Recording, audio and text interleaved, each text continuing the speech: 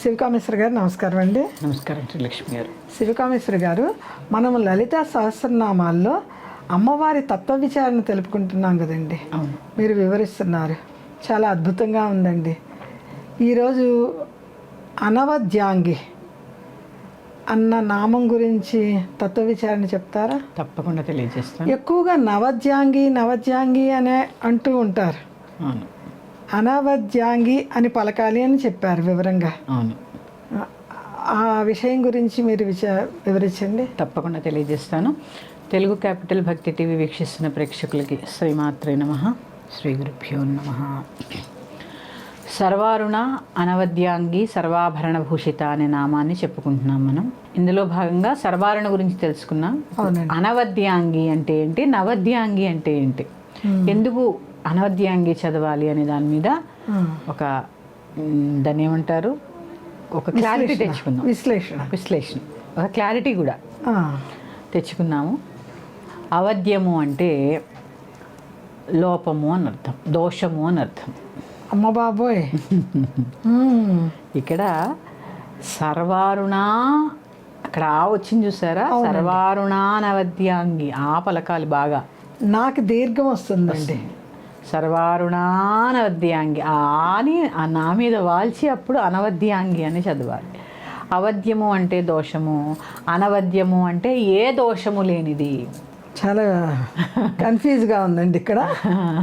ఒక్క అక్షరం చూడండి. అందుకే తప్పులు ఎందుకు చదవకూడదు అంటే, ఉదాహరణగా ఇంకోటి చెప్తాను. చాలా బాగా చదివేస్తూ ఉంటాం మన లలితా సహస్రనామం. అవునండి. కరాంగుళి నకోత్పన్న నారాయణ దశాకృతి. ఈ కాయ ఏం చేస్తారంటే అత్యుత్సాహంతో బాగా చదవాలని చెప్పి ఖారాంగుళి అంటే సెకండ్ ఖా, రెండవ ఖా, ఒత్తు ఖా, దానికి మహాప్రాణం అంటారు కదా. ఖరాంగుళి నకోత్పన్న అంటారు. కరము అంటే చేయి, ఖరము అంటే గాడిద. అమ్మ బాబోయ్, ఎంత అంటే ఒకటే అక్షరం, అది కానీ ఇది కానీ. మొదటి కా వదిలేసి సెకండ్ కా చదివితే అక్కడ ఏముంది, అమ్మవారి యొక్క చేతి వేళ్ల నుంచి నారాయణుడి యొక్క దశావతారాలు ఉద్భవించాయని చెప్పడానికి ఎలా ఉంది, గాడిద యొక్క వేళ్ల నుంచి దశావతారాలు ఉద్భవించాయి. ఒక అక్షరం. అందుకే అమ్మ సోదరిమణులకి మళ్ళీ చెప్తున్నాను, లలితా సహస్రనామం పూర్తిగా గురుముఖతగా తెలుసుకున్న తర్వాత, నేర్చుకున్న తర్వాత మాత్రమే చదవండి. లేదు, గురువులు ఎవరు దొరకలేదు. మన సామవేదం వారు చదివింది యూట్యూబ్లో ఉంది. చక్కగా చదవండి, వినండి, నేర్చుకోండి. ఒకటికి 10 సార్లు. త్వరలోనే మన ఛానల్లో కూడా తప్పు లేకుండా కొన్ని శ్లోకాలు చెప్పే ప్రయత్నం నేను చేస్తాను. తప్పకుండానండి, తప్పకుండా. ఎందుకంటేనండి చాలా బాధ అనిపిస్తూ ఉంటుంది. ఎక్కడికైనా పారాయణకి వెళ్ళినా, ఏదైనా గుడిలో సామూహిక పారాయణకి వెళ్ళిన ఎన్ని దోషాలు, ఎన్ని తప్పులు చదువుతున్నారు. ఒక అక్షర దోషం అంటారు. ఒక మహాప్రాణం అంటే కింద ఒత్తు, ఆ ఒత్తు పెట్టకపోవడం వల్ల కూడా దోషాలు వచ్చే ఉన్నాయి. పెడితే ఒక దోషం, పెట్టకపోతే ఎక్కడ పెట్టాలి, ఎక్కడ పెట్టకూడదు అన్న వివరం తెలుసుకోవాలి. ఇక్కడ ఇంకా ఉంది చూడండి, నిత్యాషోడశికారూపా శ్రీకంఠార్థ శరీరిని. అక్కడ కూడా అంతే, సెకండ్ ఖా చదువుతారు చాలామంది. నిత్యాషోడశిఖారూప అంటారు. అంటే అక్కడ ఏంటి, పాపం వాళ్ళు ఏదో తప్పు చదువుతున్నారని కాదు, బాగా చదవాలనే అచ్చగా ఉత్సాహం. దాంతో ఏమవుతుంది, నిత్యాషోడశిఖారూప అంటే షోడశి కళలతో ఉండేటటువంటిది. శిఖారూప అంటే 16 ముడులు వేసుకుంది. ఇది శిఖ, నిత్య శిఖ అంటే ఒక చిన్న ఒత్తు దాని యొక్క అర్థాన్ని మొత్తం మార్చేస్తుంది. వినండి, బాగా వినండి, తప్పులు లేకుండా నేర్చుకోండి.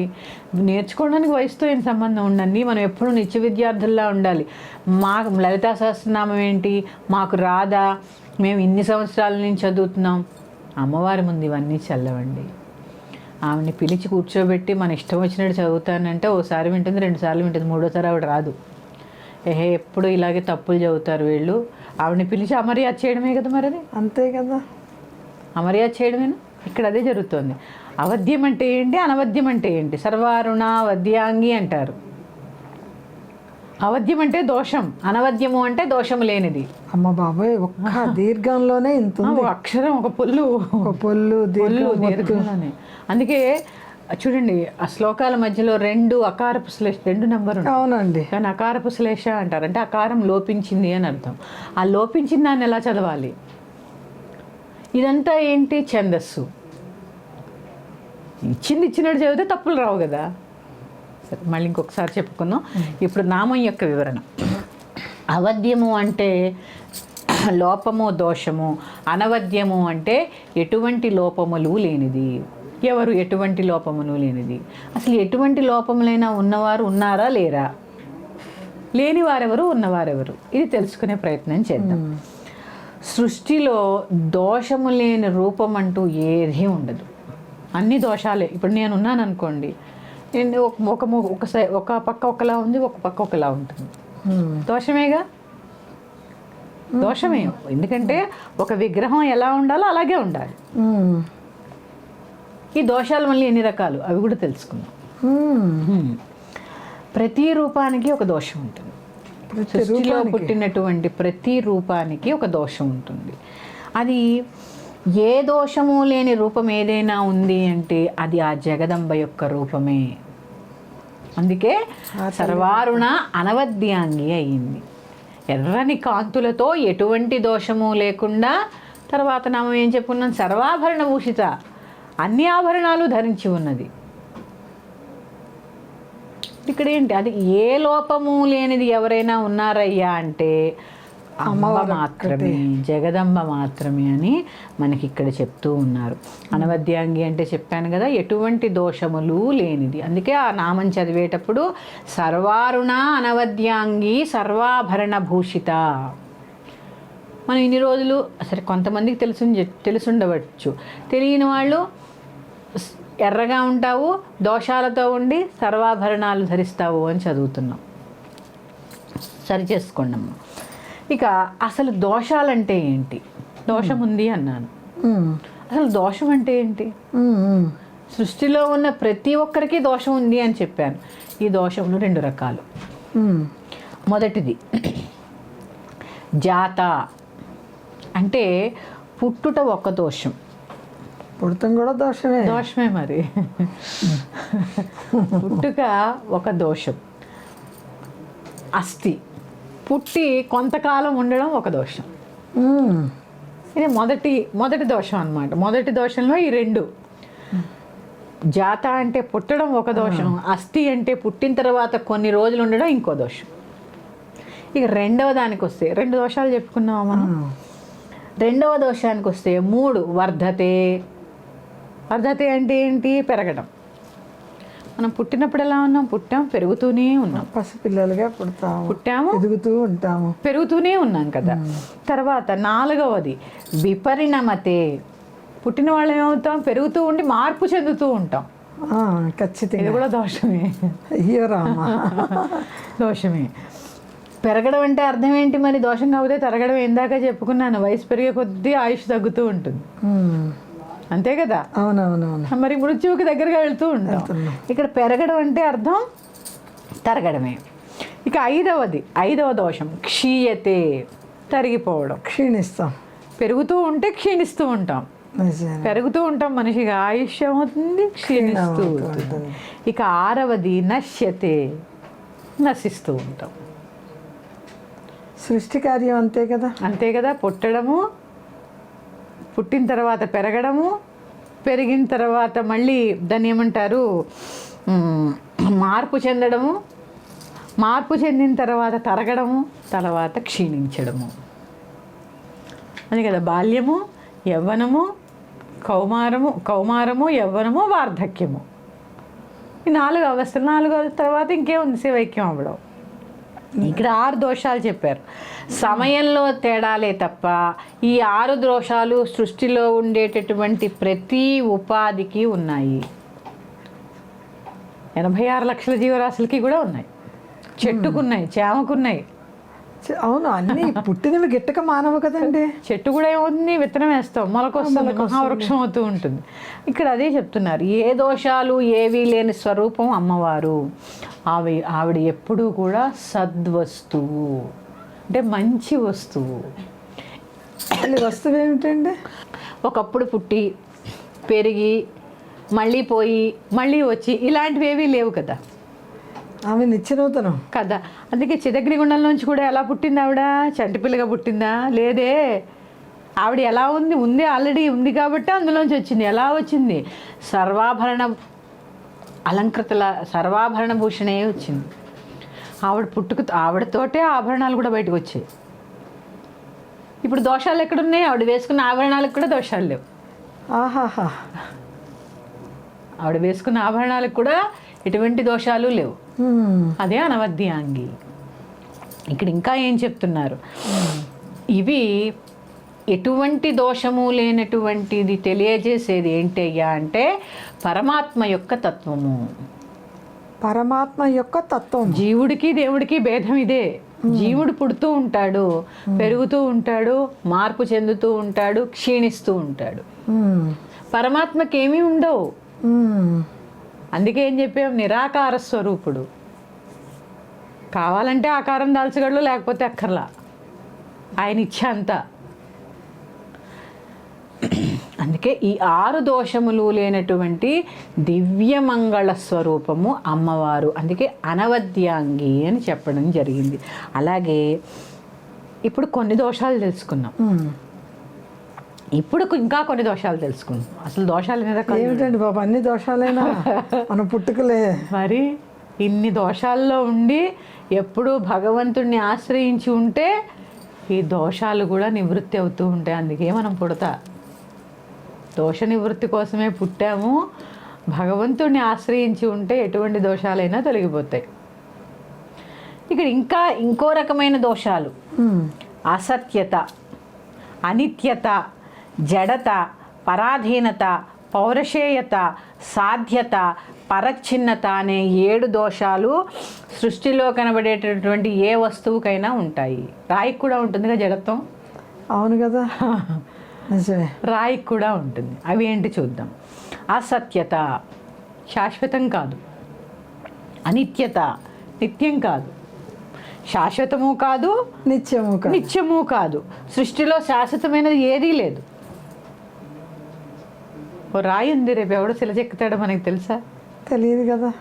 కదా, అందులో కొంతది క్షీణించింది కదా శిల చెక్కుతున్నప్పుడు.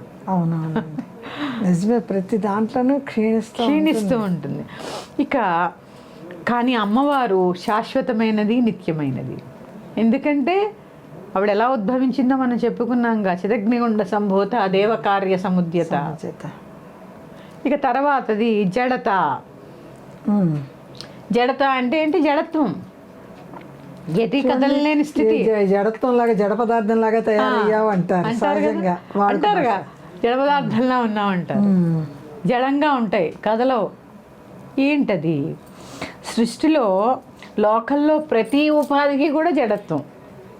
మన శరీరానికి చైతన్యం లేదు, జడత్వమే. ఎక్కడ కూర్చున్నాం అక్కడే కూర్చుంటాం, చైతన్యం లేకపోతే జడత్వమే. నిజమే కదా. ఈ సృష్టిలో జడత్వం లేనిది కూడా ఏదీ లేదు.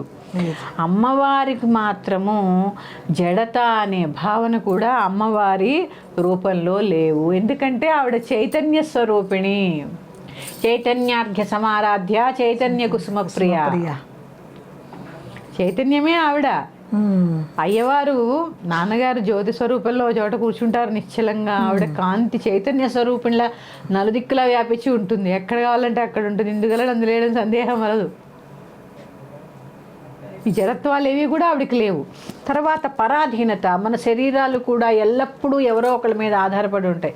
కాళ్ళ నొప్పులు వస్తున్నాయి నొక్కు, తలనొప్పి వస్తుంది నొక్కు, అయితే డాక్టర్ అంటే ఎవరో ఒకళ్ళ మీద ఈ శరీరం ఆధారపడే ఉంటుంది. పరాధీనం కాబట్టే 2 శరీరాల కలయికతో మనం ఉద్భవించాం. నిజమేనండి, పరాధీనులమే మనం. అమ్మకి పరాధీనత అనేదే లేదు, పూర్తి స్వతంత్రురాలు ఆవిడ. ఇంకొక నామంలో చెప్పుకుందాం, శివకామేశ్వరం కస్త స్వాధీనం వల్ల ఆవిడ స్వతంత్రం అప్పుడు తెలుస్తుంది మనకి. ఏ రూపమైనా ఒక ఉపాధి నుంచి ఇంకో ఉపాధి పుడుతుంది. ఇప్పుడే చెప్పాను, మన తల్లిదండ్రుల నుంచి మనం వచ్చాం. అవును కదా. ఒక 2 కప్పల నుంచి ఇంకో కప్ప, ఒక కుక్క నుంచి ఇంకో కుక్క, అంటే ఉపాధి. ఈ ఉపాధి రావడానికి ఇంకో ఉపాధి ఉండాలి. కానీ అమ్మ ఎక్కడి నుంచి వచ్చింది? చిదగ్నికుండంలోంచి. ఏ ఉపాధి లేదు. అందుకే ఆవిడెవరు? పౌరుషేయత. పౌరుషేయత అంటే అపౌరుషేయం అన్నమాట అమ్మవారు. పౌరుషేయత అంటే ఉపాధి నుంచి ఉపాధి. అపౌరుషేయం అంటే ఏ ఉపాధి లేనిది. ఏ ఉపాధి లేనిది. ఎన్ని చూడండి అనవద్యాంగి నామంలో ఎన్ని ఉన్నాయో. ఎన్ని లోపల గూఢార్థాలు ఉన్నాయండి. అందుకే ఇది రహస్యనామ స్తోత్రము. పైకి కనపడేది ఒకటి, లోపల అంతర్గర్భంగా ఉండే కొన్ని. మన జీవితం ధన్యం అండి. ఒక లలితా సహస్రనామం తెలుసుకుని పాటించగలిగితే మనం ధన్యులం. నిజంగా మణిద్వీపం వెళతాం. అసలు అమ్మ గురించి ఎంత ఉందండి తెలుసుకోవడానికి. బ్రహ్మాండం అంతా నిండిపోయినటువంటి అదేంటారు, బ్రహ్మాండం అంతా నిండిపోయినటువంటి వ్యాఖ్యానం ఉంది రహస్యంగా. ఇక సాధ్యత. అమ్మ యొక్క రూపాన్ని ఎవ్వరూ సాధించలేరు. ఆవిడ రూపం ఆవిడదే. ఆవిడ మరొకరు లేరు. అందుకని ఆవిడ అసాధ్య. మనం సాధ్యత, మనిషిని పోలిన మనుషులు 8 మంది ఉంటారు. అవునంట. కానీ ఆవిడ అసాధ్య. ఆవిడ ఎవరు లేరు. ఇక ఆఖరిది పరిచ్ఛిన్నత. పరిచ్ఛిన్నత అంటే పరిమితి. ప్రతిదానికి ఎంతో కొంత పరిమితి ఉంటుందిగా, ఉండాలి కదా. కానీ అమ్మకి ఎటువంటి పరిమితి లేదు. ఏ దోషాలు లేని స్వరూపం ఏదైనా ఉందంటే సర్వారుణ అనవద్యాంగి. ఎటువంటి లోపాలు లేనటువంటి తల్లి, ఎటువంటి లోపాలు లేనటువంటి స్వరూపము. అది ఎవరయ్యా అంటే అమ్మవారు. మనం ఎక్కడ మొదలుపెట్టాము? శ్రీమాత శ్రీ మహారాజ్ని శ్రీమత్ సింహాసనేశ్వరి చిదగ్నిగుండ సంభూత దేవకార్య సముద్యత. ఇక్కడ సర్వారుణానవద్యాంగి దగ్గరికి వచ్చేసరికి ఎటువంటి లోపాలు లేనటువంటి ఆ రూపాన్ని మనం ధ్యానం చేయాలి. ఇక్కడ ఇట్లాంటి రూపం బయటకు వచ్చింది. ఎలాంటి లోపాలు లేనటువంటి స్వరూపము చిదగ్నిగుండం నుంచి ఉద్భవించింది. ఇదే సర్వారుణ అనవద్యాంగి గురించి, సర్వాభరణ భూషిత గురించి మరొక ఎపిసోడ్లో తెలుసుకుందాము. శ్రీమాత్రే నమః. స్వస్తి.